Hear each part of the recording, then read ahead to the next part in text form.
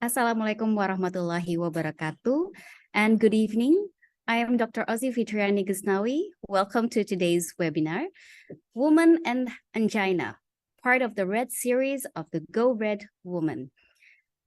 The event held by the Indonesian Women Cardiology Working Group, Indonesian Heart Association. And as we know, women have a similar or slight higher prevalence of angina compared to men.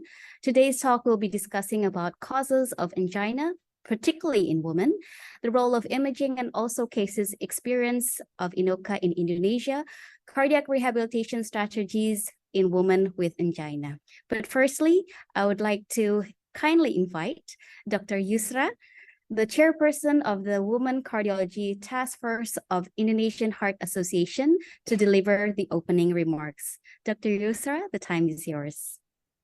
Thank you, Dr. Ausi. Assalamualaikum warahmatullahi wabarakatuh. Good evening to our distinguished speakers, Prof. Subah, Dr. Michelle Morris, Dr. Antonia, Dr. Lely, Dr. Anggia, Dr. Adilia, and also panelists, Dr. Siska, Dr. Jane, Dr. Sally, and moderator, Dr. Ausi, and all participants here. On behalf of Women Cardiology Working Group of Indonesian Heart Association, I would like to welcome all of you to this iWalk Connects, the Red Series webinar in celebration of Heart Disease Awareness Month, Great for Women. Women Cardiology Working Group will hold webinar monthly with interesting topics for professional healthcare. In this webinar, we would like to share and discuss about scientific evidence and experience in managing angina in women population. I would like to express my appreciation to all webinar committees who generously helped us make this webinar come true.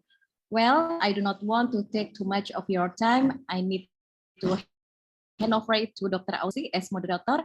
And I would like to say once more, on behalf of Women Cardiology Working Group, please welcome. And it is great to see so many of you here. Thank you for taking your time for being here with us today. Assalamualaikum warahmatullahi wabarakatuh. Waalaikumsalam warahmatullahi wabarakatuh. Thank you, Dr. Yusra, Chairperson of the Women Cardiology Task Force in the Indonesian Heart Association. Okay, moving to our speakers for today. Firstly, I'd like to introduce a very beautiful cardiologist, a talented intervention cardiologist from Surabaya, Dr. Lely Puspita Chandra. She's also a lecturer and a medical instruction, finished her training in interventional cardiology in Hospital China, also a certified pacemaker implanter. She will bring the materials about microvascular angina, why women should not ignore chest pain. I'd like to remind during the presentation to all attendees, you may submit your questions in the questions box below. Without further ado, I'd like to invite Dr. Lely Puspita Chandra to deliver her presentation. Dr. Lely, the time is yours. Thank you, Dr. Ausi, for your kind introduction. And hello, everyone. It's a great honor for me to be here to join with you. Wait, let me share my screen first. And also, it's a great honor to be joined with all distinguished panelists and also distinguished speakers. So let's start with being healthy is a must, and being a healthy and happy woman is such a gift. But sadly, many women tend to ignore the sign of being unhealthy, including chest pain. So that's why in the next 10 minutes, we'll discuss about why women shouldn't ignore chest pain. So why do we find this is an interesting chest pain or ischemic heart disease? Is there any differences between men and women? So even in this data, the cardiovascular disease mortality in the US, the trend is declining in the 20th century, but it has been responsible for more death in women each year since 1985. And 239.8 per 100,000 global death rate attributable to cardiovascular disease, and also every 30 seconds, someone is die in US because of cardiovascular disease. So imagine while we're doing this webinar, how many people dies because of cardiovascular disease in US and also in the world. Here's some facts we need to know about women and cardiovascular disease. So let's begin with cardiovascular disease kills more women than all forms of cancer combined, and yet only 44% of women recognize that cardiovascular disease is their greatest health threat. Next, cardiovascular disease is also the #1 killer of new moms and accounts for over 1/3 of maternal deaths, and for Black women have some of the highest maternal mortality rates. Furthermore, heart disease is the leading cause of death for African American and white women in the US, and among American Indian and Alaska Native women, heart disease and cancer cause roughly about similar number cause of death each year. In addition, for Hispanic and Asian or Pacific Islander women, heart disease is second only to cancer as a cause of death. But remember, in the global data, heart disease, cardiovascular disease kills more women than cancer. So according to Marinas et al. In 2014, in patients with angina who performed angiography, 10 to 30% had no obstructive CAD. And from this portion, 50 to 60% it's because of cardiomicrovascular dysfunction. No wonder, because coronary circulation, epicardial circulation is only contributing less than 5%. What about the rest? The rest is the role of microcirculation. So normal angiogram isn't always normal coronary circulation. This is the diverse pathogenesis of myocardial infarction and ischemia in women. As we can see here, obstructive atherosclerosis is just a tip of the iceberg in women, and coronary microvascular dysfunction and also vasospasm are common causes ischemia with no obstructive coronary arteries.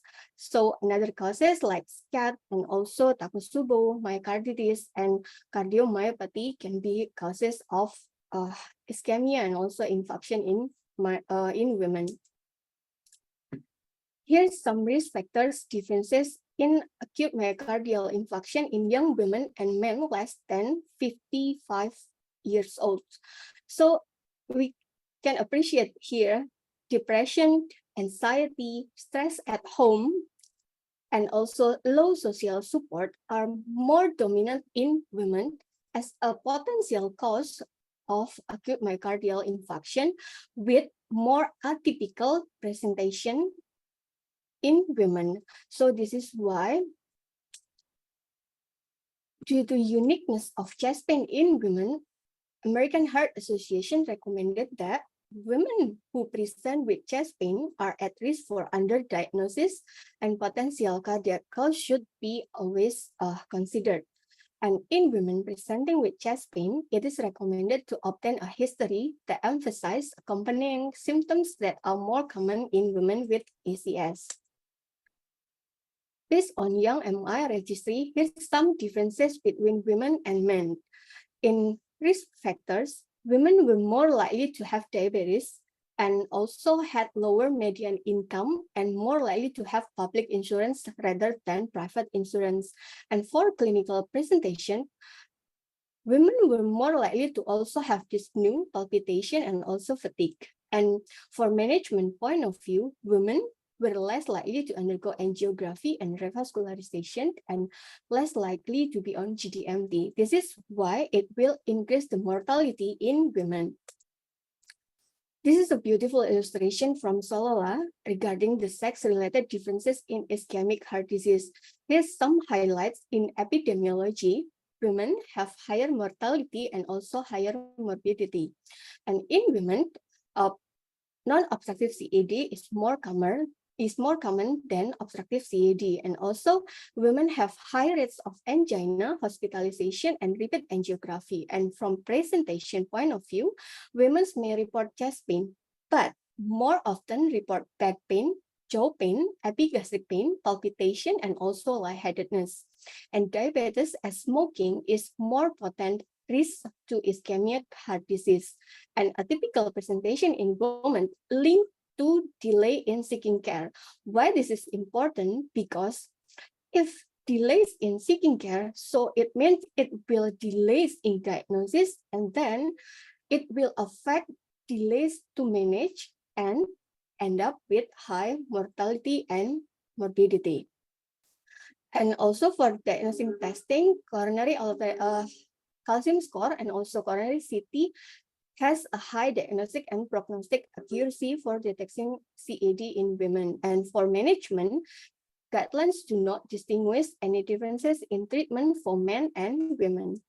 So for every woman in the world, please raise our awareness and we shouldn't ignore chest pain, because losing even one woman is too many. Thank you, Dr. Aussie, and back to you.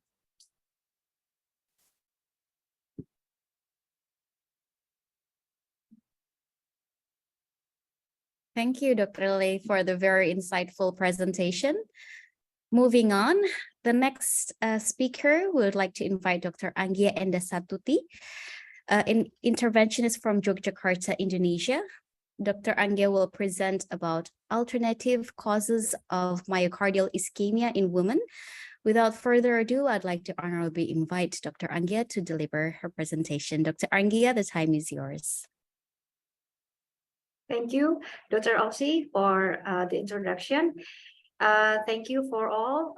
Greetings to all professor, doctors, seniors, and all of the colleagues. that is online today. I would like to express my gratitude for EWOC for giving me a chance to contribute in this EWOC Connect, the Red series. Tonight, I'm going to give a title of alternative cause of ischemia in women. I will try to share my screen first. Okay. Yeah. So for ischemia, due to obstructive coronary artery disease, is a well-known disease. And this is followed by many studies and trials to achieve better management. But in 1975, Dawood et al. Found that only about there are about 10% of the patient with myocardial infarction showing non-significant CAD on their coronary angiography. And the term MINCA was initially coined to describe this patient, and later on this evolved to MINOCA or INOCA to encompass patient with evidence of atherosclerosis that is not considered sufficient enough or severe enough to compromise myocardial blood flow. And compare with obstructive coronary artery disease, factors associated with MINOCA, including female sex, younger age, genetics, and also physiological stress, like Dr. Lely mentioned before. And in a large Swedish trial, about almost 80% of women under 60 years of age with stable angina symptoms had no visible coronary obstruction. This is different with comparing with 40% of them men, showing no visible coronary obstruction. And it occurs about 5 to 15% of patients that's coming with STEMI or non-STEMI diagnosis. And it's actually a working diagnosis because when we first made it during angiography, we found there is no culprit obstructive coronary disease defining with epicardial coronary artery stenosis below 50%. And then we must follow it by more investigation on what is actually happening in this MI patient without obvious coronary artery obstruction. What is the probable mechanism? Is there alternative cause beside the well-known obstructive coronary disease that happens many in women? So when we have the patient with chest pain and coming with acute coronary syndrome or stable angina, and then we do angiography, and then we found there is no obstruction in or no apparent obstruction. So what should we do, and what is the possible mechanism? So basically, the ESG 2020 gave us a diagnosis of MINOCA. That first we have to have MI diagnosis criteria, and then the second one on angiography. We don't have we have the absence of obstructive disease on angiography, defining it can be from normal until moderate stenosis, like more than 30%, but less than 50%. And we have to have non-specific alternative diagnosis, like we have to find a non-ischemic cause, like sepsis, emboli, pulmonary emboli, or myocarditis. So there are some underlying pathophysiology mechanism. It can be caused by epicardial cause also, like spasm of coronary artery, even the plaque rupture, ulceration, but with non-obstructive or non-coronary artery disease.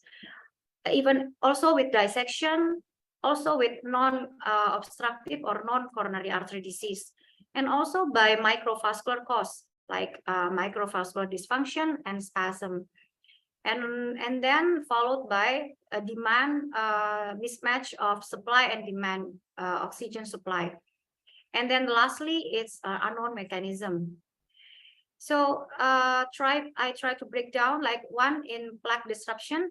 The atherosclerotic plaque disruption is a frequent cause of MINOCA. It encompasses rupture, erosion plaque, or calcific nodule. And it can lead the thrombus formation by distal embolization, but sometimes it can be caused also by spasm superimposing, and also with complete thrombosis with spontaneous thrombolysis.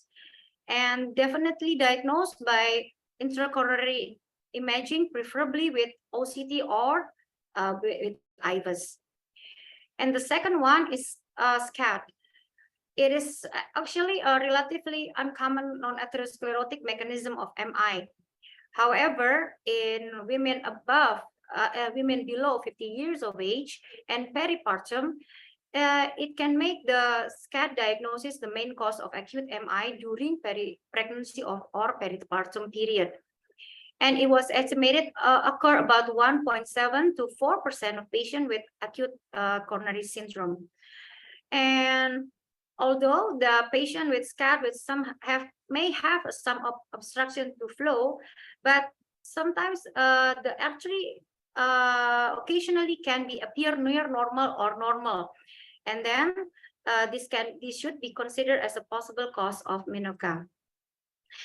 The exact mechanism is still entirely known, and also the primary source of the dissection is still controversial, but it can be caused by precipitating stressor associated with catecholamine surge, like stress emotionally, extreme physical activity, or sympathomimetic drugs. And it can occur in single or multiple coronary vessels. So in general, CAG is a key diagnostic tool in the presence of type 1 or type 2 SCAD.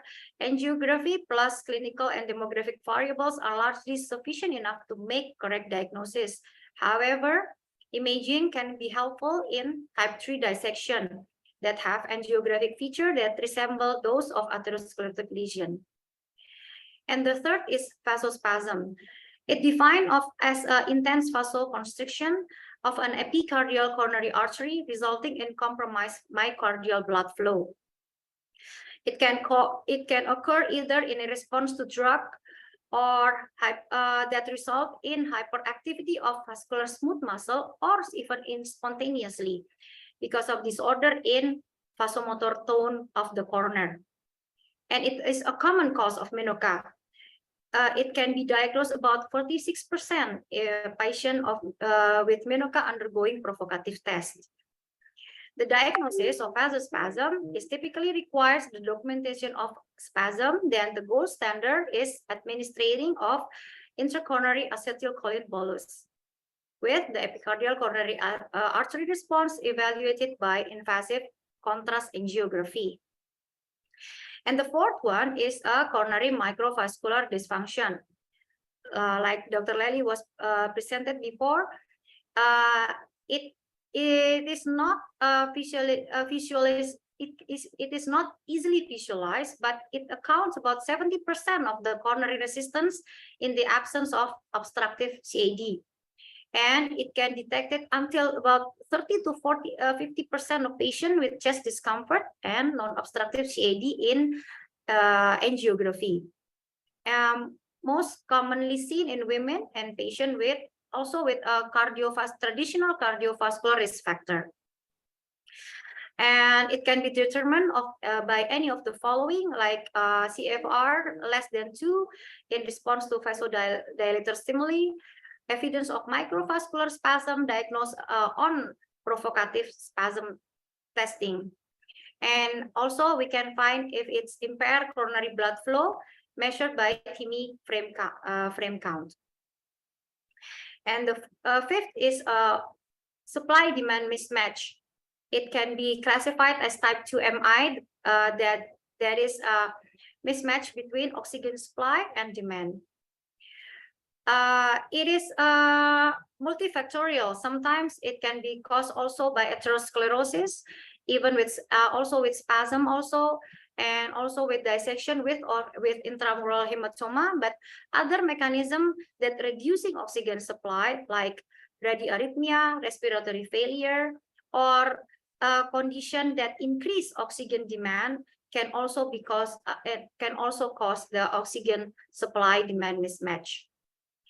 And the last thing, there is that Takotsubo syndrome. I would not like to miss this syndrome because it really mimics. Sometimes it can mimic MI.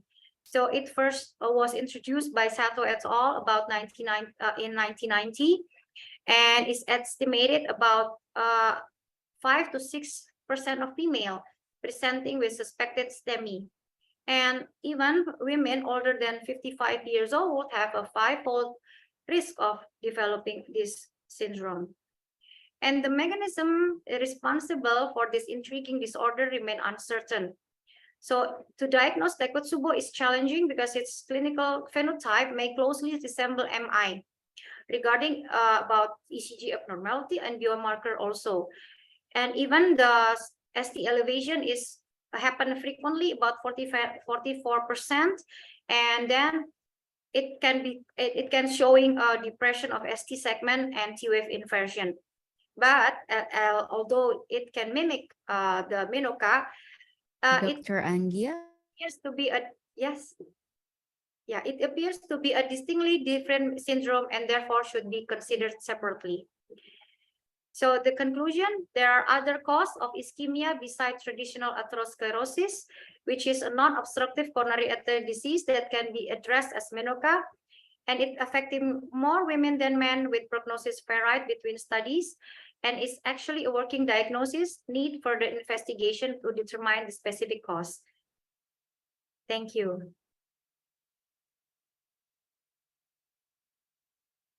Thank you, doctor. Thank you, Dr. Angia. I'm sorry, I had technical problems at the end. Oh, sorry. Yes. Thank you, Dr. Angia, for a very comprehensive presentation on alternative causes of myocardial ischemia in women. It's very interesting and very many cases we have daily. Next, we have Dr. Antonia Analukito, our interventional and arrhythmia consultant cardiologist from Jakarta, Indonesia.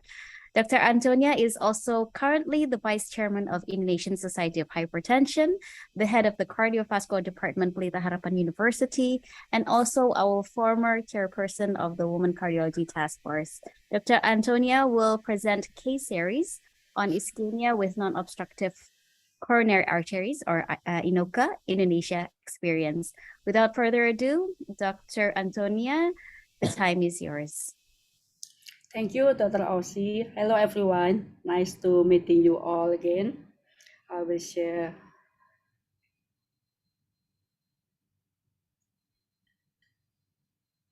Okay.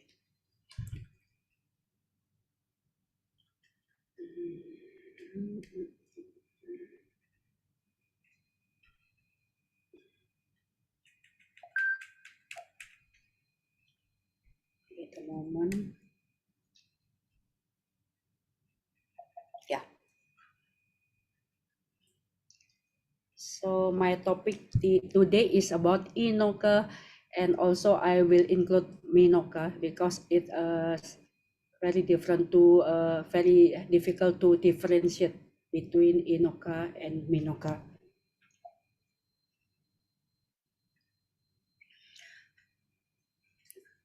Okay, yeah. So what is MINOCA? Is the mysterious high-risk heart attack more common in women? MINOCA is an umbrella term to describe heart attack that are caused by obstructive artery, the source of most heart attack. In a large population-based analysis of MI patients, 5.8% present with MINOCA, and 36.8% of MINOCA patients had no angiographically evident of VCAD. Despite the benign anatomic finding, clinical outcomes in MINOCA are still of concern. The study showed that 1 year death or MI rate among these patients was still 3.9%. So this is the definition of MINOCA and INOCA. MINOCA, as Dr. Angya said before, is universal definition of AMI without coronary stenosis of more than 50%. This is the diagram, the algorithm of ischemic heart disease, stable and acute, unstable, and then INOCA differentiate between INOCA and MINOCA because of the enzyme. So we already have ASC working group position paper on MINOCA. Highlighted the importance of MINOCA. MINOCA will be confirmed with like type 2 MI, disruption, Takotsubo, epicardial spasm, microvascular dysfunction, and coronary thromboembolism. These are the potential mechanism of Minoka, including plaque disruption, vasospasm, dissection, thromboembolism, micro dysfunction, and supply-demand mismatch. This is a difference of the Minoka and Inoka. What that important to highlight, Minoka or Inoka is a clinical syndrome, not a final diagnosis. Yeah, so we have to searching for the final diagnosis because this is only working diagnosis. So Minoka comprise a very heterogeneous group of patients, including that already mentioned by Dr. Angya. So I will skip this. And why Minoka actually is not a benign condition, because if we look at very closely of this number, the Minoka, the all-cause mortality of Minoka, both in hospital and 12 months, it was 1.1% and 3.5%. This is compared to the MIs with CAD more than 50%. We can see the number is not so far. This brings us to the case one, female, 55-year-old female with short of breath and palpitation. The comorbid is hypertension as COVID at 2 years ago with this blood pressure, the ECG, and chest X-ray, and the positive enzyme, the troponin T high sensitive positive, and also the NT-proBNP. The echocardiography revealed global hypokinetic with ejection is reduced to 38.34%, dilated LV and MR mild to mood. But the angiogram only revealed slow flow coronary. So we proceed with the cardiac MRI, and from this we have the answer. So this is actually the Minoka is not the classic MI, but it is dilated cardiomyopathy due to post-myocarditis, most likely because of the COVID. Yeah. So the MRI revealed the mid-wall patchy myocardial fibrosis at the LV with the pattern that not non-ischemic. LV, we can see also the reduce of the left and right ejection fraction. This is the picture of the finding of the cardiac MR. In this case, we can see the fibrosis at the mid wall and patchy with patchy appearance that not suitable for the ischemic pattern. And also the other important causes of Minoka is Takotsubo cardiomyopathy. That is so-called Takotsubo because it's mimicking the octopus spot, which show the left ventricle apical is swelling and form a shape of octopus spot. And the ECG of the Takotsubo will very variable like this, as television or deep T inversion or like long QT, and then like the prolonged PR interval. The Takotsubo researchers have discovered two alarming trends in Takotsubo cardiomyopathy. Recently, I met not infrequently Takotsubo cardiomyopathy, usually in older female with stress condition, because this condition also known as broken heart syndrome, a condition that is often triggered by stress or loss and can lead to long-term heart injury and impaired heart function. This is sometimes life-threatening condition whose symptom mimicking a heart attack. And Jaha published publication suggests that middle-aged and older women are being diagnosed with broken heart syndrome more frequently, up to 10 times more often than younger women or men with on any age.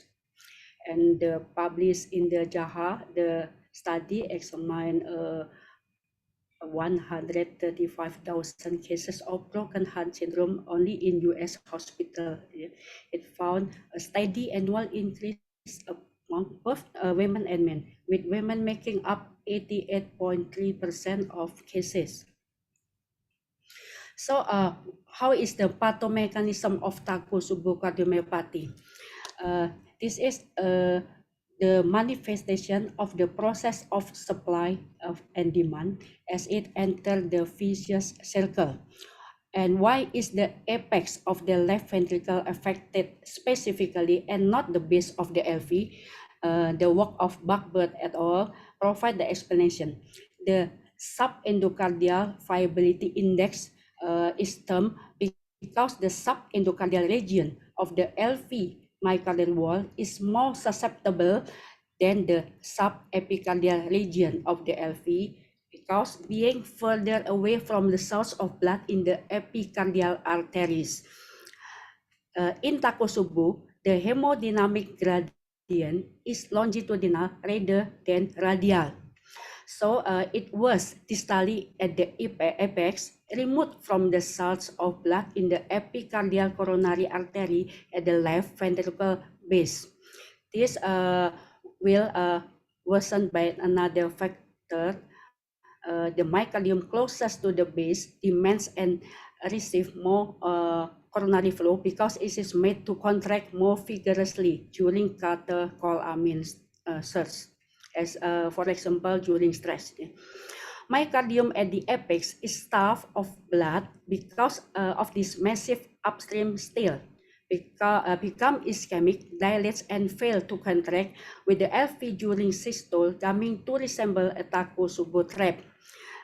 The severity of Takotsubo is almost certainly due to the vicious circle of the intensive ischemia and cardiac failure caused by the diversion still of the blood from the apical coronary arteries to the hypercontractile basal myocardium, anatomically, clinically, and pathologically. And this brings us to the case 2. So the case 2 is about SOCM with transient Takotsubo. I met this female lady with 78 years old with coming to emergency unit with short of breath, back pain radiates to both arm, palpitation and weakness, and worsened 6 weeks before admission.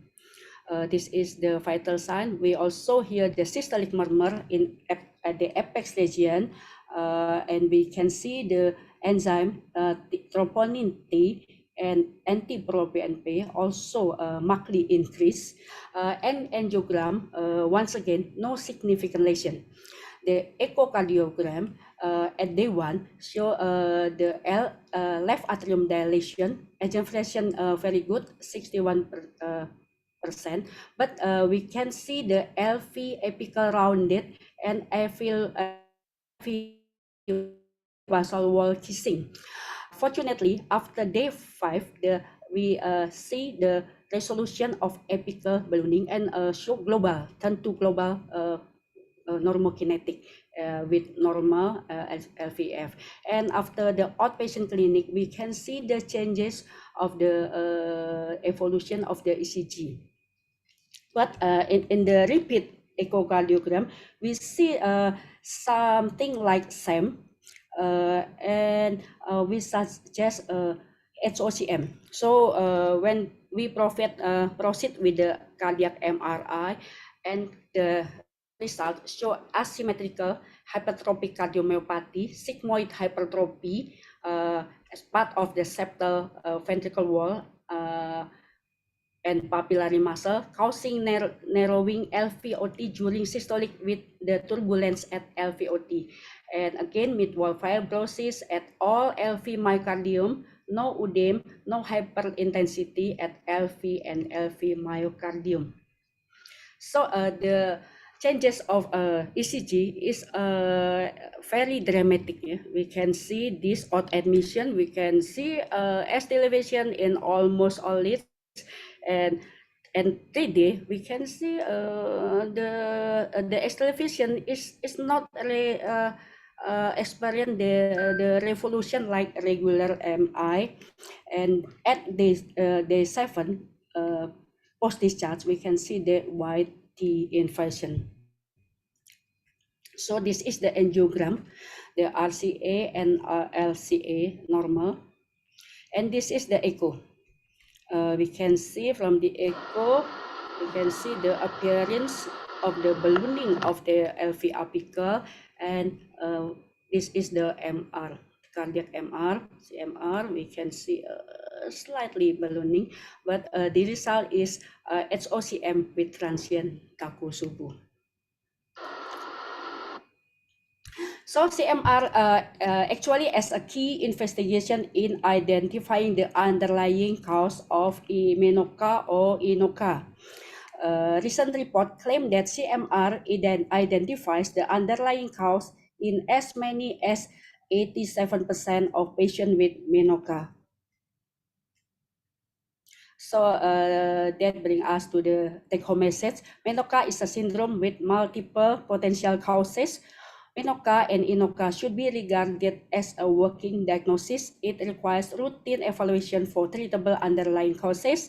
The prognosis is variable depending on the causes, yet the overall prognosis is serious with a 1-year mortality of about 3.5%. The population level incidence of menopause is approximately 5%. Despite the apparently benign anatomic finding, effort must be made to improve secondary prevention strategies to reduce the burden of long-term adverse outcome in this population. Hence, patients with menopause should receive the same attention as AMI patient. With that, I end my presentation. Thank you, Dr. Aussie. Thank you very much, Dr. Ana Lukito, for your presentation and presenting very impressive cases from Indonesia.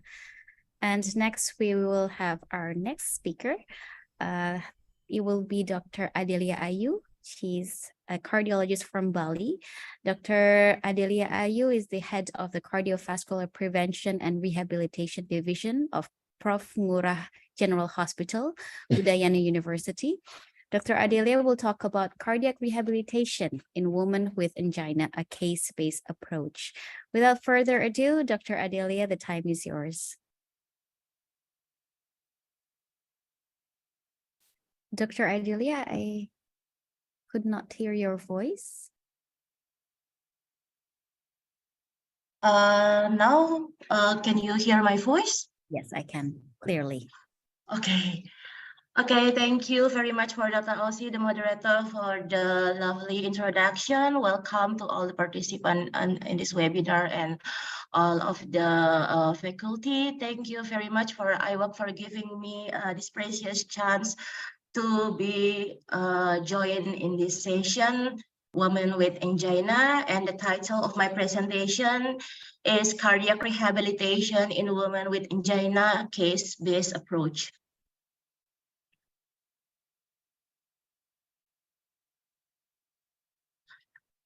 Okay, from the introduction, the definition of the cardiac rehabilitation based on the World Health Organization is the sum of activities which is required to influence favorably the underlying cause of the disease, as well as to provide the best possible physical, mental, and social conditions so that patient may by the on effort preserve or resume when lost as normal a place as possible in the community.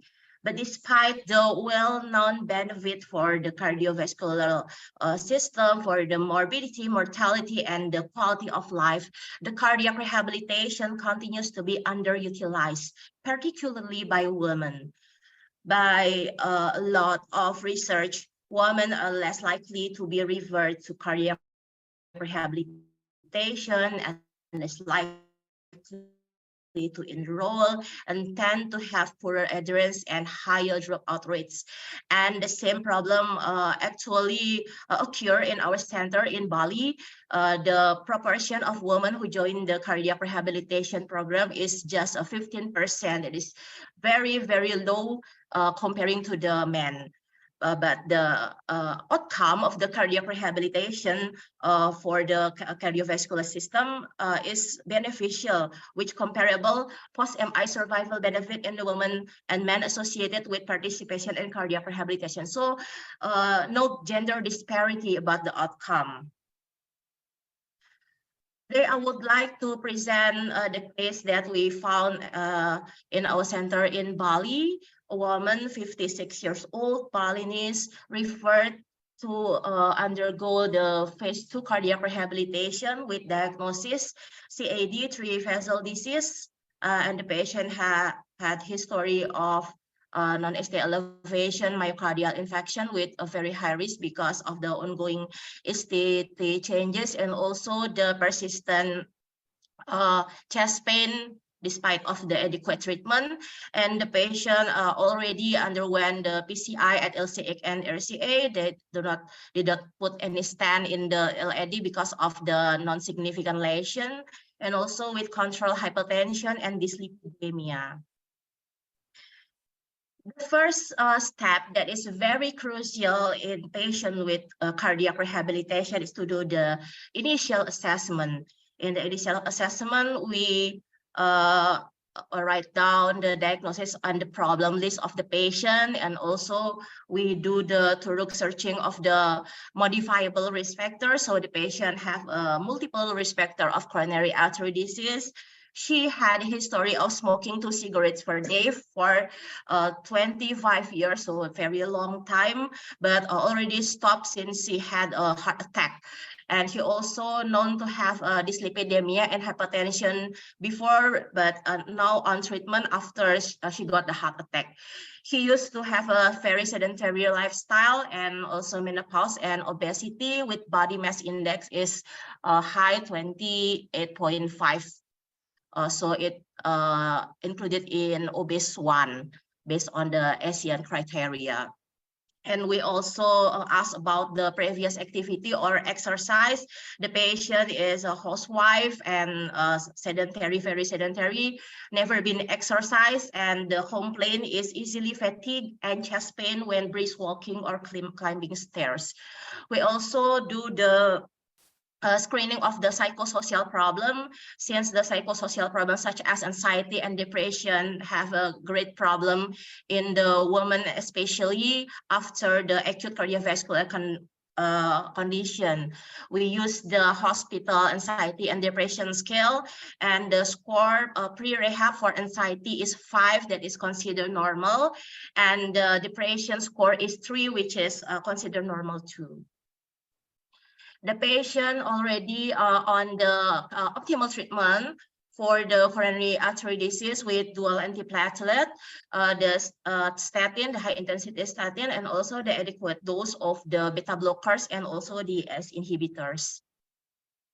From the physical examination, the patient already have a low resting rate pressure product. So that is a good sign to start the cardiac rehabilitation with the blood pressure and heart rate is good, and the normal heart and lung sound, and no sign of peripheral congestion. So the patient in baseline condition is quite stable. This is the ECG, resting ECG before she was enrolled in the cardiac rehabilitation. This is the normal sinus rhythm without the STT changes. This is so much improvement from the last ECG when the patient come with the non-STEMI with the widespread ST depression on the anterior extensive. But with this kind of ECG, the patient still have chest pain when do the high intensity activity. This is the echocardiography result before cardiac rehabilitation. That is very good. So the cardiac dimension is normal with normal ejection fraction and also normal right ventricular function. So this is very good. why we have to do the thorough evaluation when do the initial assessment of the patient before entering them to cardiac rehabilitation? Because the first one, we would like to evaluate the clear indication and most importantly, the contraindication of the cardiac rehabilitation. So this is the well-established indication of the cardiac rehabilitation, which have a class 1 recommendation. So it is proven to be effective and beneficial. One of them is coronary heart disease after myocardial infarction and after a vascular recession. So the patient is very suitable to be enrolled to the cardiac rehabilitation. And we must make sure the patient have no contraindication of cardiac rehabilitation, so the exercise program can be run smoothly and safe and sound. So we must make sure that the patient don't have any acute cardiac or non-cardiac condition that might interfere with the exercise program. After do the initial assessment, we make the tailored or individualized complete program, comprehensive program of cardiac rehabilitation that was included consult to smoking cessation clinic, although the patient already stopped smoking since she had heart attack, but we still need to give her counseling to strengthen the importance of smoking cessation. And also because she had a problem of obese one. So we do the consultation to the dietitian to give the patient the dietary prescription. And we give counseling about the disease, about the treatment, the lifestyle modification, and importance of risk factor control. And we give the exercise prescription to the patient. So before enroll the patient into the exercise, before we make the exercise prescription, we must do the entry test to have the baseline condition of the patient, so we can prescribe the exercise that is suitable to their condition. We can do several tests, such as we can do CPAT or CPX, and we can do also the maximum stress test using a treadmill. But since the patient is sedentary, very sedentary before with the low fitness classification, so we cannot do the maximal test, maximal entry test. So we choose to do the entry test with submaximal test, that is the 6-minute walking test. And the blood pressure and heart rate before the 6-minute walking test is quite good, but increased quite a lot. And the Borg scale is 12 until 13. So she find for walking in 6 minutes already somewhat hot. And the 6-minute walking distance is 341. This is not so good, but not bad to the, so we can start the cardiac rehabilitation in this patient. This one is the criteria from the American Association of Cardiovascular and Pulmonary Rehabilitation for risk stratification. So there is some criteria that used to classify the patient into the low risk, moderate risk, or high risk. And the patient is have angina and unusual shortness of breath with high level of exertion, and also have the low functional capacity. So we put her to be the moderate risk. So in this patient, we give her the exercise prescription with the FITT consideration, with the frequency is 3 until 5 sessions per week. The recommendation is to exercise most of the day, but the cardiac rehabilitation phase 2 must be performed at the hospital, so we can just give her 3 until 5 sessions per week at the hospital. But we encourage her to keep exercising at home when she is not go to the hospital. And because she is in the moderate risk and also with low functional capacity at the baseline, so we started with low intensity with the target to moderate intensity. And the time, the exercise is consists of 10 minutes of warming up and stretching, 30 minutes of conditioning or exercise, and 10 minutes of cooling down. And the type we emphasize to the endurance or aerobic. This is the exercise program of this patient. So she has 12 sessions. The first session is the initial assessment and 3 tests on orientation. The last session is for the evaluation, and in between she had enrolled the 10 session of exercise. So we start of walking at 2 times 500 meters, so 500 meters in 15 minutes with 5 minutes rest in between, because if we want to give the low intensity first with the Borg scale is just fairly light, and after that we increase the distance 100 until 200 in each session until the patient can walk 1,800 meters in 30 minutes without resting in between, and the target, the Borg scale, the RPA target is achieved at 12 until 13. And after that, we move to treadmill with increase the speed. So we can get the target of Borg scale and also target heart rate 20 until 30 above the resting heart rate. This is the evaluation. We do the 6-minute walking test post cardiac rehabilitation, and we found that the patient have the significantly increase in the 6-minute walking distance to 480 meters, and to reach that distance, she don't need a lot of effort. The red pressure product is still quite good, and just fairly light. The Borg scale is just fairly light, so not much effort to reach that increased distance compared to the baseline. And we also do the examination, the repeated examination of hospital anxiety and depression scale, and there was a improvement, the reduction of the score. The anxiety score is 1, that is considered normal, and depression is score is 1, which is normal too. So the patient gained very a lot of improvement, quality of life, and also confidence. And we continue with evaluation with treadmill stress test by using Bruce protocol, and the patient have a very good exercise time, more than 7 minutes with negative ischemic response, appropriate heart rate response with chronotropic competent, and appropriate blood pressure response. So the hemodynamic response is normal without arrhythmia, without symptom, without chest pain, without ischemia, and the good heart rate recovery. So the result of the cardiac rehabilitation in this patient is very good.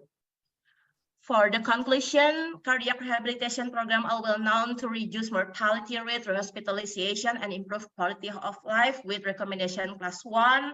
But despite that well-known benefit, women continue to be underrepresented in cardiac rehabilitation program, despite a greater understanding of cardiovascular burdens experienced by women.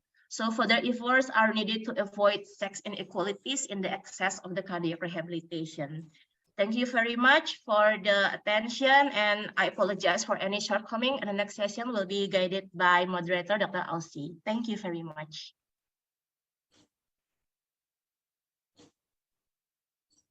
Okay, thank you very much, Dr.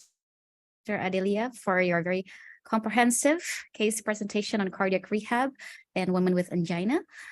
I'd like to remind again to all attendees, you may submit questions in the question box below, even during the presentation. Moving on, last but not least, we'll have our honorable speakers from Indiana, United States. Good morning or good evening is there in USA? Good morning. And good morning to all of you. Yes. It's an honor to have us to have you in our webinar for today, Dr. Michelle and Prof. Suba. And firstly, I'd like to introduce our speakers. Professor Suba is a cardiologist and a physician scientist in Indiana University School of Medicine and director of Cardiovascular Institute.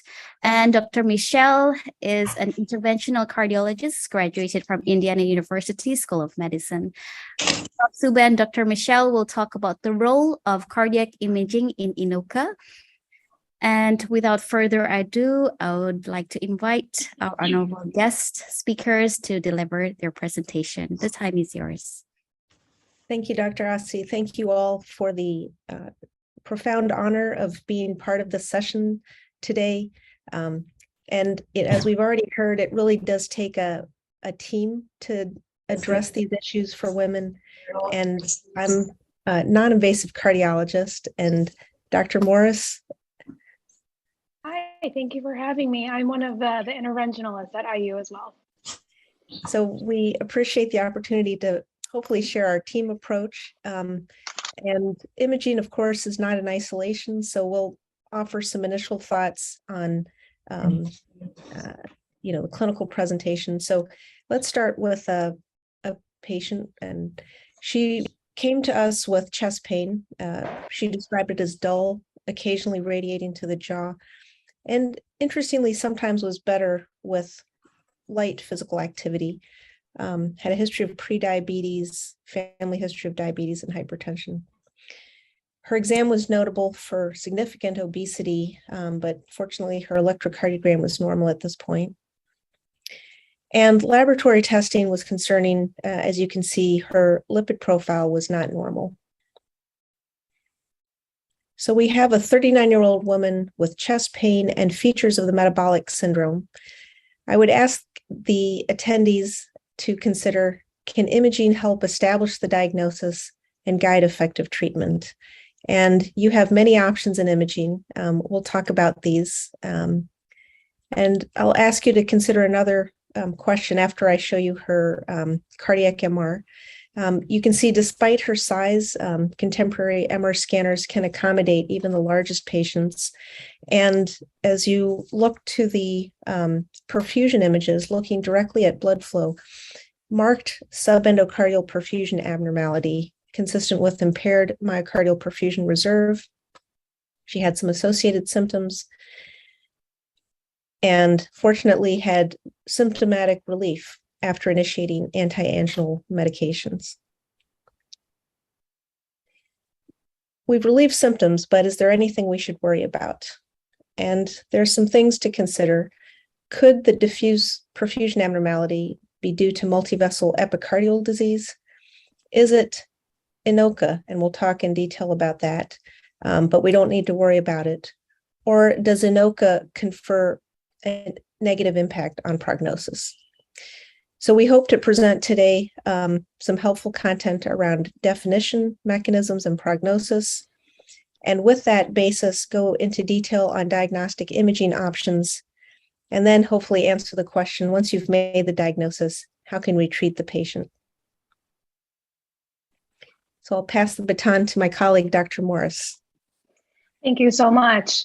So as we've heard during this excellent talk today, INOCA stands for ischemia with non-obstructive coronary arteries. We define this as patients who have demonstrable ischemia in the absence of any obstructive epicardial coronary disease, and that can be diagnosed either by invasive angiography or coronary CT. How common is INOCA? Well, it's actually more common than we previously thought, and I think a lot of our excellent speakers have demonstrated that today.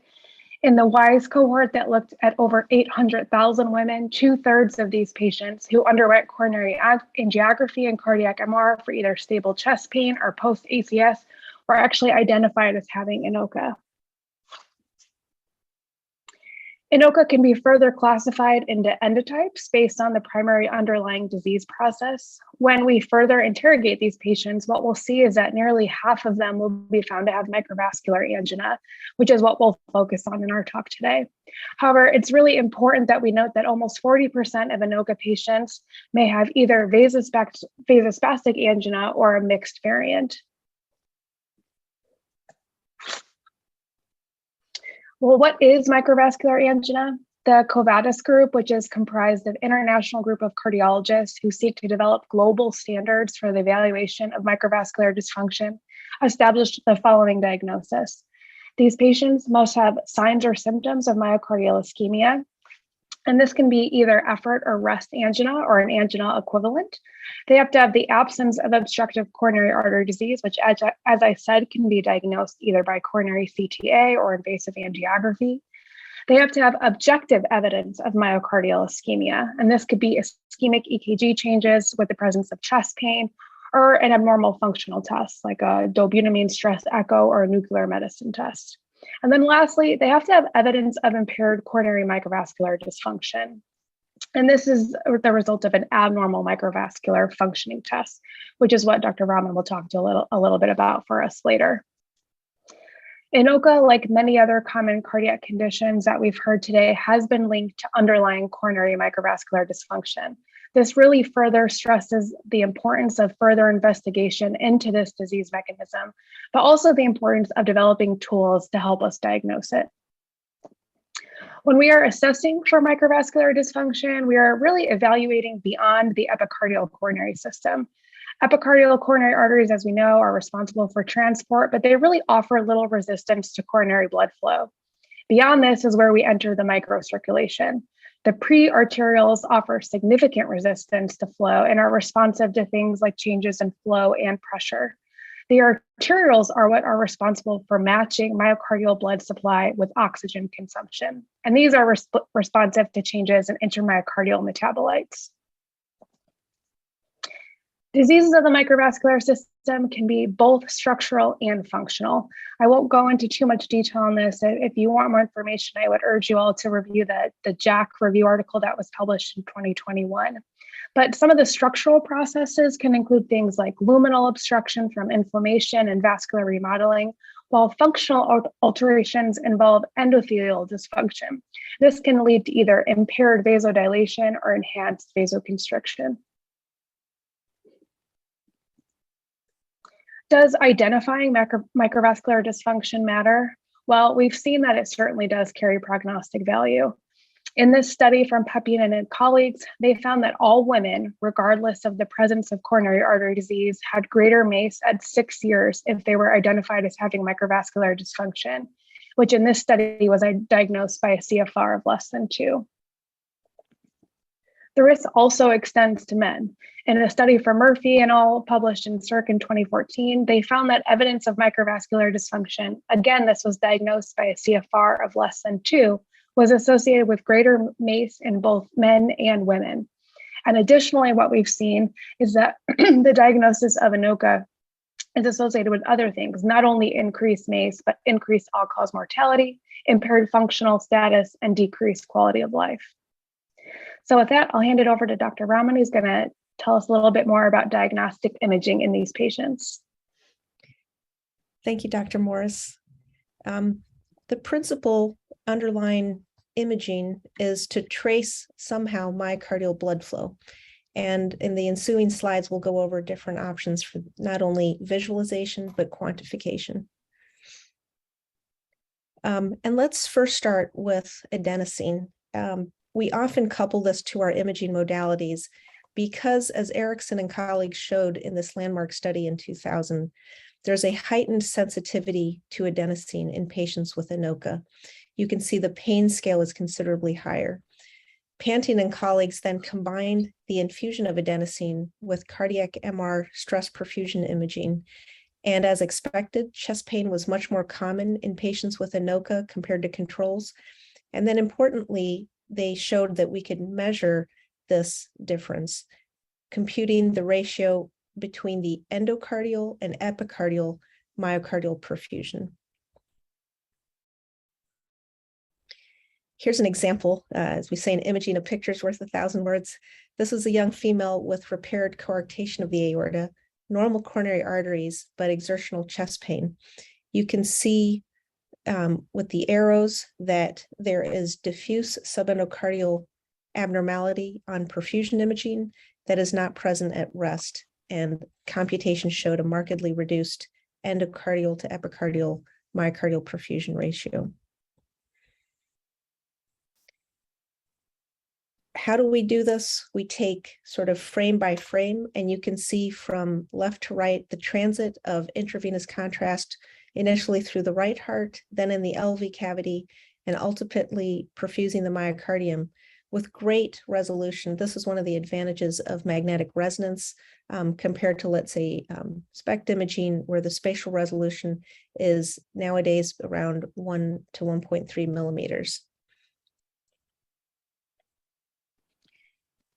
The other appeal of stress CMR is not only is it very helpful in visualizing and diagnosing ANOCA, but it helps us with that differential that we had in our patient at the start of this talk. Does she have epicardial disease or ANOCA? And we can do this both through pharmacologic stress testing, and increasingly there are techniques to get more physiologic exercise as we image the blood flow.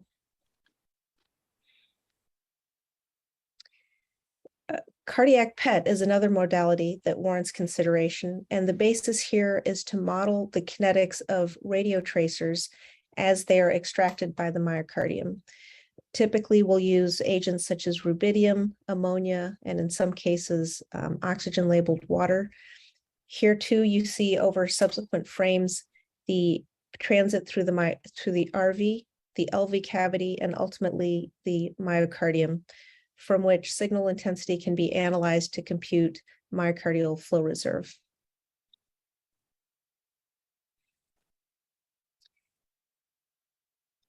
Not only is it important to make the diagnosis, but what can we inform in terms of the patient's prognosis? Both CMR and stress perfusion PET have very well established prognostic value.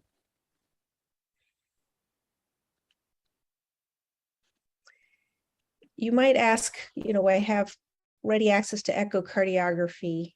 Does that work? Well, if the acoustic window permits. And as you know, there are patients with different types of body habitus, obesity, emphysematous lungs, and we may not always get the signal that we need. But here, Carbone et al. Showed that we sometimes do get adequate signal from the proximal coronary arteries, and we can compute coronary flow velocity ratio with Doppler echo.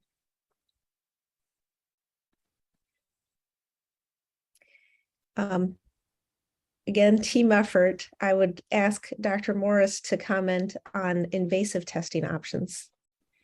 Yes, we certainly have tools in the cath lab that we can use to help make the diagnosis of coronary microvascular dysfunction. Specifically with the use of a flow wire, we're able to interrogate the microvascular space in the absence of any obstructive epicardial disease. Again, the JACC review article from 2021 does a really nice job of laying out the invasive tools that we have for the evaluation of this as well. What I will say is the added benefit of invasive testing is the ability to do provocative testing in these patients, and this can really help us evaluate for vasospastic disease. With the intracoronary injection of agents like acetylcholine or agonavine, we can actually assess for signs of microvascular spasm, which in these patients would include ischemic EKG changes, reproduction of their typical symptoms, and again, the absence of any angiography that shows epicardial spasm. What we found, as Dr. Raman has shown us, is that many of our non-invasive tools, though, can provide us a lot of similar information. So in this study from Thompson and colleagues that was published in Circ, they demonstrated a correlation between cardiac MR measures of microvascular dysfunction compared with coronary reactive testing based on invasive testing. And this really showed that there was a strong correlation and validated the use of cardiac MR for this diagnosis.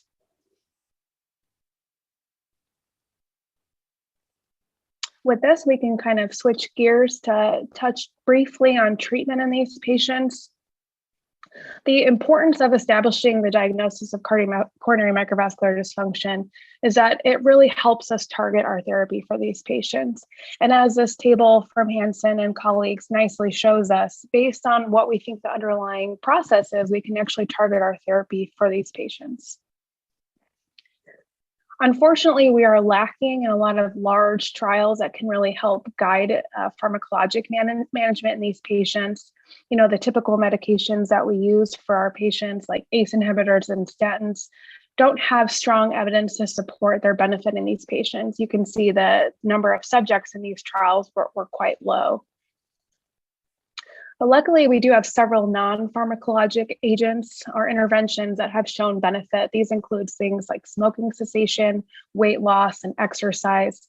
In a JACC study from Erickson and colleagues, patients with microvascular dysfunction, which was previously called Syndrome X, who underwent exercise training were able to improve their exercise performance and increase time to pain onset. Again, just highlighting the importance of cardiac rehab in these patients. This table from the JACC Review article really highlights the studies that evaluated these non-pharmacologic measures. You know, the thing I really wanted to point out here was that these studies had larger sample sizes than a lot of the medications that we use. So these are, you know, first line things we should consider in these patients once we establish the diagnosis.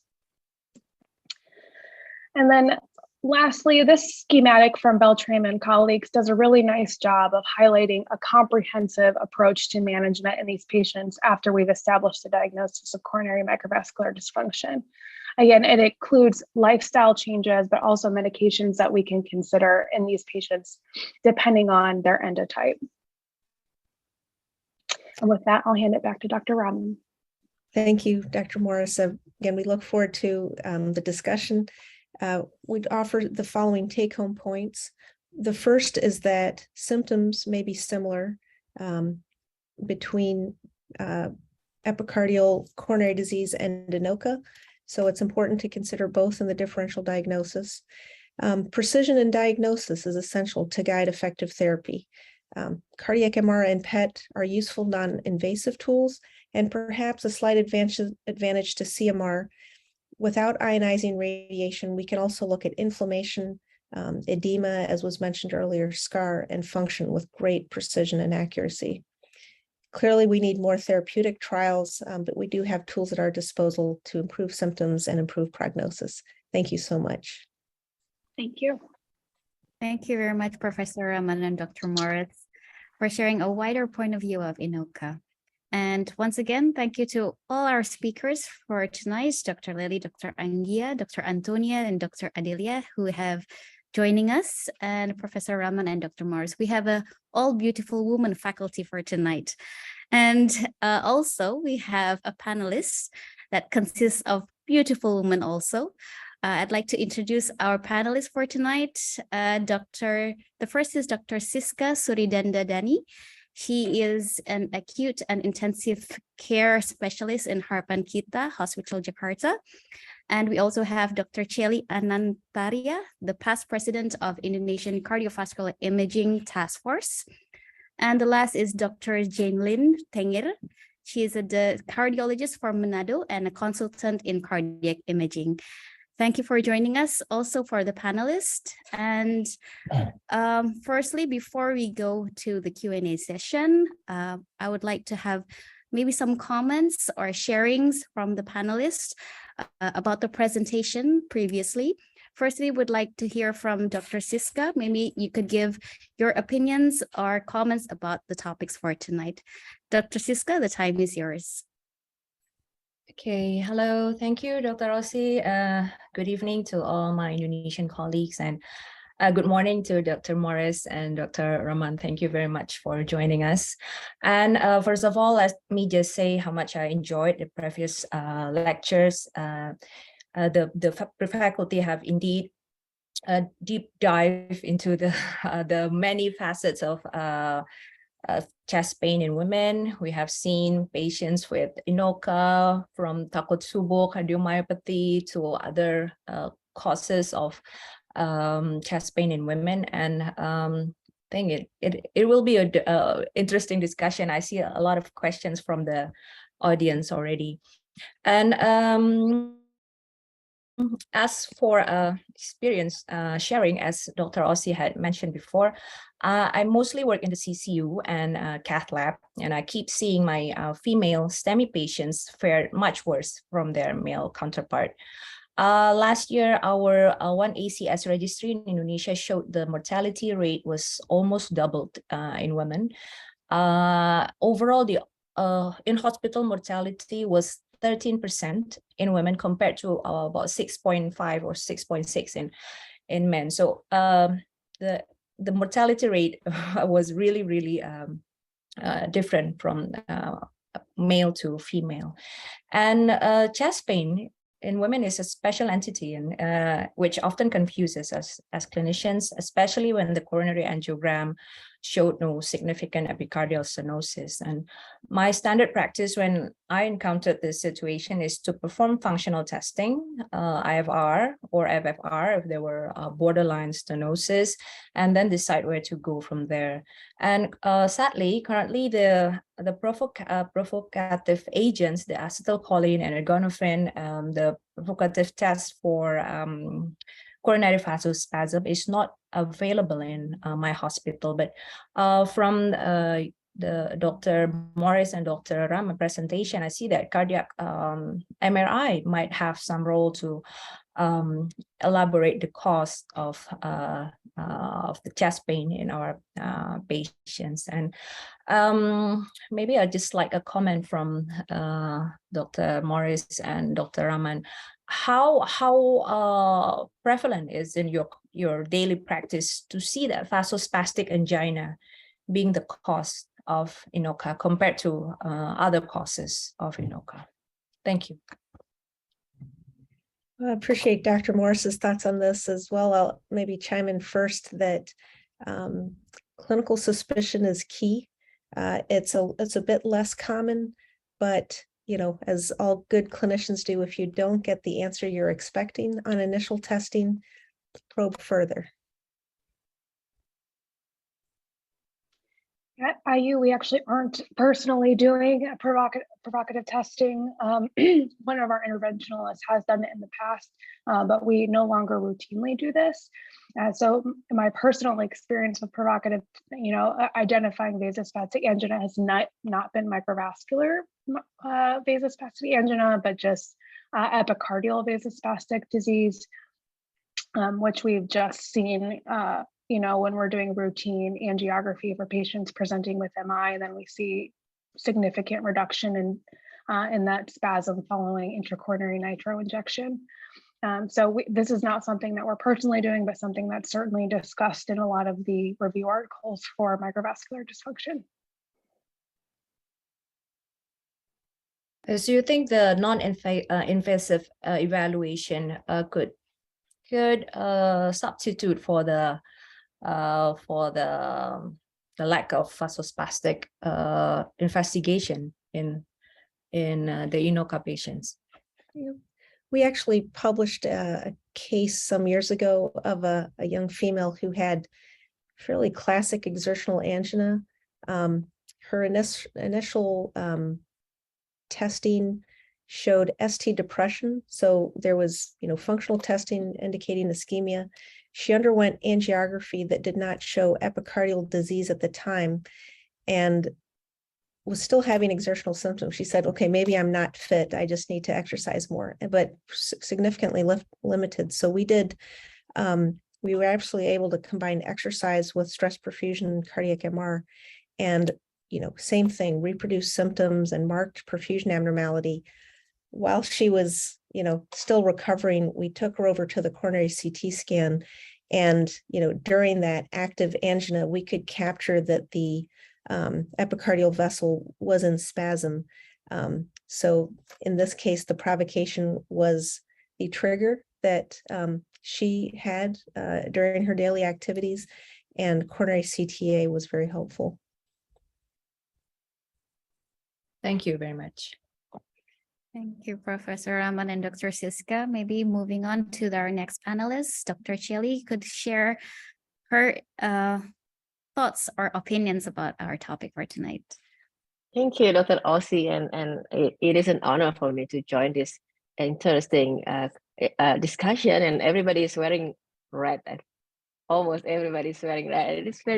It's kind fun to join this session. So thank you. And good afternoon and good morning for Prof. Rahman and Dr. Morris.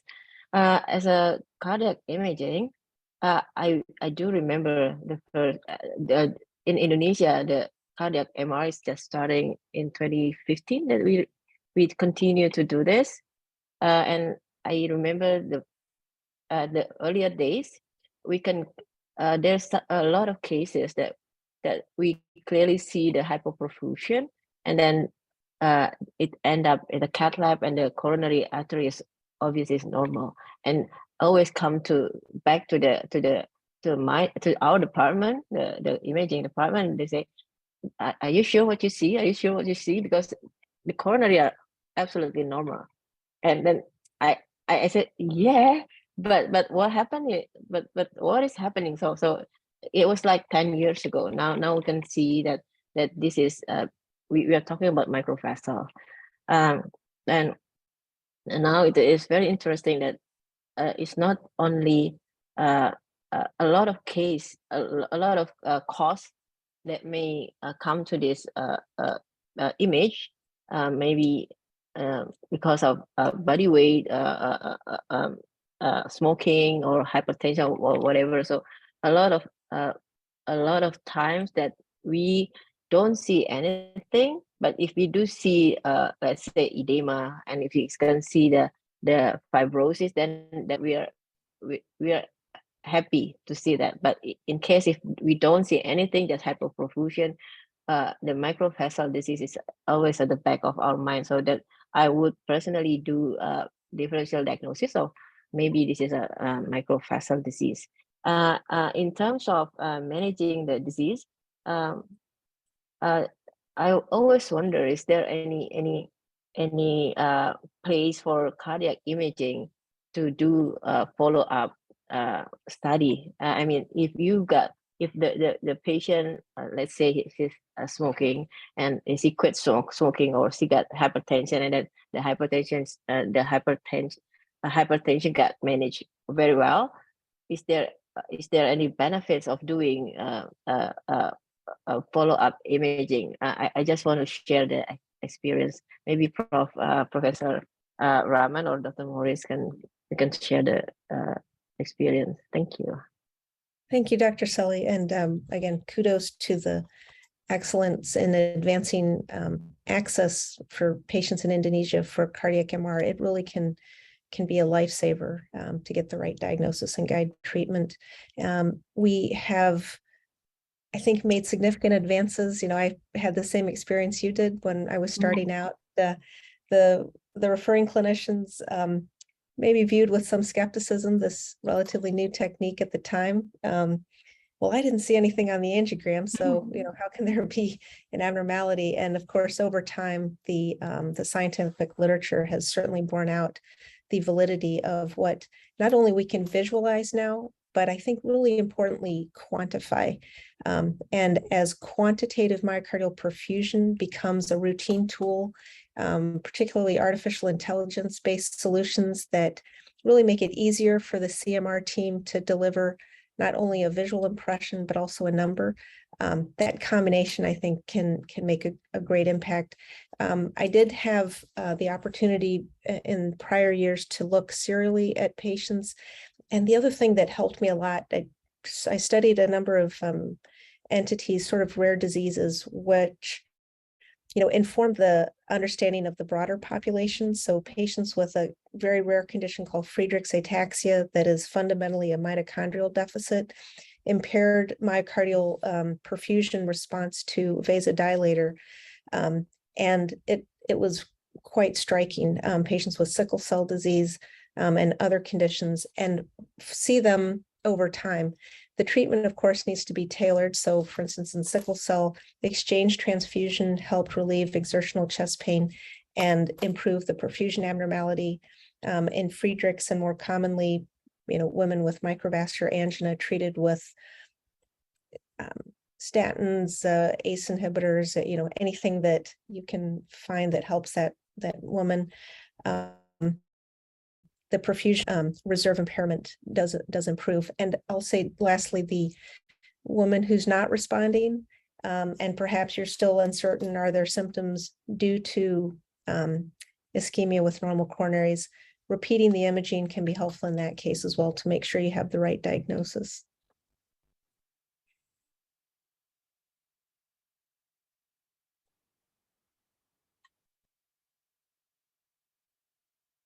So thank you. But is there any benefit of doing follow-up imaging in any kind of patient who has this microvessel dysfunction, in your opinion, or clinical daily practice?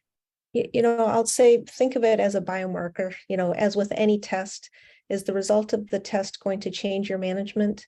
I'll say in some instances, if the patient is feeling better with the management that's been provided, I would perhaps take that improvement as sufficient information.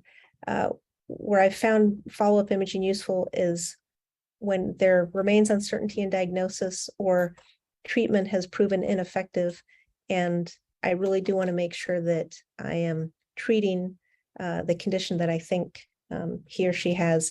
That may be an area where it's helpful. Thank you. Very clear information. Thank you. Thank you, Professor Raman and Dr. Sally. Maybe Dr. Jane could give us a point of view from her, or any questions? Okay, thank you so much. Good evening, my Indonesian colleagues, and good morning for the Prof. Suba and Dr. Morris. Thank you for the opportunity to me. Thank you for the comprehensive presentations and comprehensive cases from the speakers. Now I want to give my several feedbacks for the speakers. For the first speaker, Dr. Lely, about microvascular angina, why women shouldn't ignore chest pain. So we know that the biggest thing that is to create or to raise our awareness that angina can happen without obstructive disease. So we have to pay attention with women in angina, because women with chest pain often dismiss it. And I think that Dr. Lely, the best intervention for microvascular angina is prevention, isn't it? Prevention, because the traditional risk factor for microvascular angina are also risk factor for obstructive coronary artery disease. And then for the second speakers, Dr. Anggia, that we know that alternative causes of myocardial ischemia in women, besides MINOCA or INOCA, there are spontaneous coronary artery dissection, and then vasospastic angina and coronary microvascular dysfunction. So that we see that non-invasive imaging, PET or stress MR or stress echocardiography have been validated and used to assess coronary microvascular disease. And for the cases from Dr. Antonia, I think that imaging cardiac MRI is very important to make diagnosis for the two cases from Dr. Antonia. The case 1 for myocarditis and case 2 for hypertrophy obstructive cardiomyopathy with transient takut slow. So we can conclude that cardiac MRI is a very important modalities to make diagnosis of MINOCA. And then for the case cardiac rehabilitation from Dr. Ayu Adelia, I think, and we conclude that cardiac rehabilitation is very important for improve the physical fitness, time to pain, and symptom severity for women with angina. And then for Prof. Suba and Dr. Morris, you know that there are variety of different non-invasive imaging modalities that play a role in the diagnosis, management, and prognostic assessment of women with INOCA. But no single modality should be chosen in all circumstances. We have to pay attention if we choose a modality to make diagnosis, because female or women have specific considerations such as radiation exposure to breast tissue, and pregnancy status also were a consideration for us to make to choose a modality. And I want to ask Prof. Suba or Dr. Morris about index of microcirculatory restriction that we know in AHA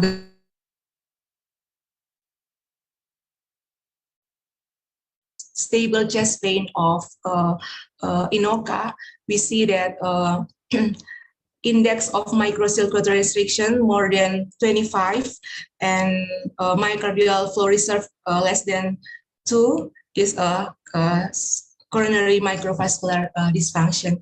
Could you give any opinion or maybe an experience about use index of microcirculatory restriction in your hospital? Thank you. Thank you so much. I think the if I just want to make sure I got the question right. Is it the quantitative data as to impaired myocardial perfusion reserve or lack of coronary flow reserve? The cutoffs you stated, were spot on, and I have found them to be helpful. And in fact, when I started, we didn't do as much quantitation routinely. Honestly, because it was kind of painful. The software wasn't that good and it took us a long time. Now it's much more streamlined, and I think it really, should be an integral part of the clinician's workflow. Okay, Dr. Aussie. So how about the myocardial flow reserve less than 2? You use the myocardial flow reserve for cardiac PET and then CMR for myocardial perfusion reserve index. Yes, and it's good to know your vendor platform. If you're using quantitative software, not a bad idea to scan some normals and establish sort of intra-institutional normal ranges as well. Okay, thank you, Dr. Aussie. Thank you, Prof. Suba and Dr. Morris and all speakers. Thank you, Dr. Jane. And because we're quite running out of time, maybe we can move on to the Q&A session. There's a lot of questions that have been in our Q&A. And firstly, I'd like to give the first question. This is from Dr. Radinal. This question is to Professor Raman, or maybe other panelists or speakers can also answer. Among MINOCA patients, several cases were treated as ACS, acute coronary syndrome, and were then given statins and ACE inhibitors. Is there any benefit in prescribing them in MINOCA patients?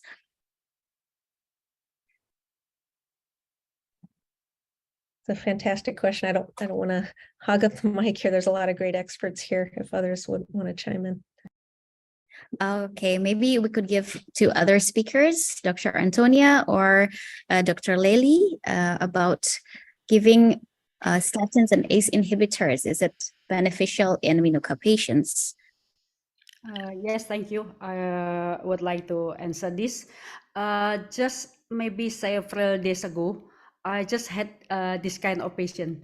The patient is 81 years old, female, with feeling not chest pain, but weakness and short of breath. This is the classic symptom of female, right? So, and the ECG is like very high, very extreme ST elevation in mostly anterolateral leads. I just got confused. This is really ACS or not? But I got the ECG from the WhatsApp from the ER. I think okay, do the loading like usual. So we she got Tika, Grelor loading dose and aspirin loading dose, and then tomorrow, the day after, in the early morning, I visit her, and suddenly I saw the ST elevation is not purely anterolateral, but the lead 2 also has the same ST elevation. So then I realized it's not this not a classic MI. I think this is MINOCA, and then we but the patient already got a loading dose of antiplatelet, so nothing wrong with this, because it's no harm at all. Okay? With the emergency elevation, just give it, no problem. And the patient also has ACE inhibitor, like the MI patient, post MI patient, or also the other causes. So after several days, the ECG is resolving suddenly, and I just realized that the patient is myocarditis because she also has a fever several days ago. Fever, and the CRP level is very high. So I stop the antiplatelet and I give her ACE inhibitor. So I think it's no harm at the loading dose, no problem. Until we find out, but this is Minoca, not the MI type 1. Minoca, remember, also labeled as the MI type 2. So no problem with that. Thank you. Thank you very much, Dr. Antonia. Is there any comments maybe or opinions from Dr. Lily or Dr. Siska or Dr. Angia about giving these prescribing medication in Minoca patients?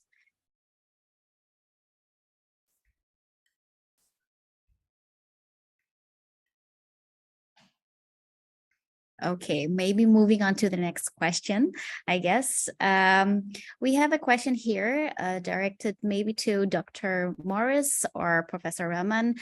The question is why that SGAD is often not detectable on CCTA? Are there other imaging modalities to prove the presence of intramural hematome due to SGAD? Yeah, wonderful question. Thank you. From a CTA standpoint, we're a bit challenged because think of the SCAD flap and blood flow on either side of that, right? So you have contrast in both the true lumen and the false lumen and an exquisitely thin flap. So to be able to see that line with the with the better spatial resolution that we have today with coronary CTA, a little bit tough. Maybe I'll defer to Dr. Morris on how we really can unequivocally diagnose that invasively. Yes, excuse me. SCAD can even be a tough diagnosis in the cath lab. We have imaging tools in the lab like IVUS or OCT, but our concern is that when you're manipulating a vessel that you're concerned has dissection, you risk propagating that dissection further. So while imaging is an option, we try not to do it unless we're really unclear of the diagnosis. If it has that type 3 appearance or you're not sure, is this a plaque rupture, may this be intramural hematoma from SCAD? Just to kind of piggyback on what Dr. Rahman said as well, there's a really nice review article that I actually published in the link that talks about different multimodality imaging options for SCAD, both invasive and non-invasive. Does a really nice job. So hopefully that link works and you guys can all review that as well. Thank you very much, Professor Rahman, Dr. Morris. Maybe this is our last question because we are quite running out of time, but there are quite many questions in our Q&A. This is about Takotsubo cardiomyopathy. This is from Dr. Muhammad Suprayogi, asked among ACE inhibitors, statins, beta blockers, CCB, or anticoagulants, which drug is the most appropriate for treating Takotsubo? And furthermore, there is a question as what factors affects the improvement of the ejection fraction in Takotsubo cardiomyopathy? There was Dr. Antonia and Dr. Lely also talking about Takotsubo. Maybe you can get comments on these questions. How could the ejection fraction in Takotsubo cardiomyopathy improve, and which medication is the best for these conditions?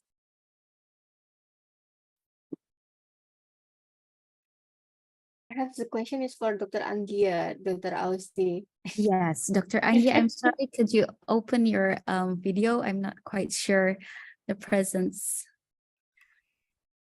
Okay, while waiting for Dr. Angia, I try to answer this because as I said before, I have several Takotsubo, but most of them is transient. Takotsubo is not lifelong disease. Usually transient with because the stress related. Yeah, one of the patient because her house burned down. So after her house burned down, so she came to the ER with a severe short of breath. We found Takotsubo, but after the psychotherapy of the patient, and the Takotsubo is gone only in several days. Yeah, the other patient come because she is was chased by debt collector because she just found out that her husband is have gambling problem. So she also admitted with the Takotsubo, but after the problem solved, she's healed. Yeah. So, but one of the patient, the one that I presented, the one with Takotsubo transient with SOCM, the one is need a lifelong medication, especially the beta blocker for the SOCM. Thank you, Rosie. Thank you, Dr. Antonia. And because that was our last question, maybe you could wrap up our webinar for tonight. And thank you again to all our speakers, our honorable speakers from Indonesia or USA. Good morning and good evening to all. And thank you for our panelists also that has been given our opinion and sharing experience also. And this concludes our webinar for today. On behalf of the committee and the presenters, thank you for joining us. And you may see our replay on our webinar on the YouTube of Pokja Woman. And before we last, can we have a picture for all the speakers and the panelists? Okay, Dr. Angge, can you open your video? Okay, by waiting, we'll take a picture for all the panelists in 1, 2, and 3. 1, 2, and 3. Okay, once again, thank you very much for your presence and thank you for all the speakers and panelists. See you again in our next webinar. Wassalamualaikum warahmatullahi wabarakatuh. Thank you, everyone. Bye-bye. Thank you. Have a great weekend. Thank you, Ram. Thank you, so Prof. Rahman. much. Thank you, Dr. Morris and everyone. Stay healthy, everybody. Bye. Thank you. Thank you so much.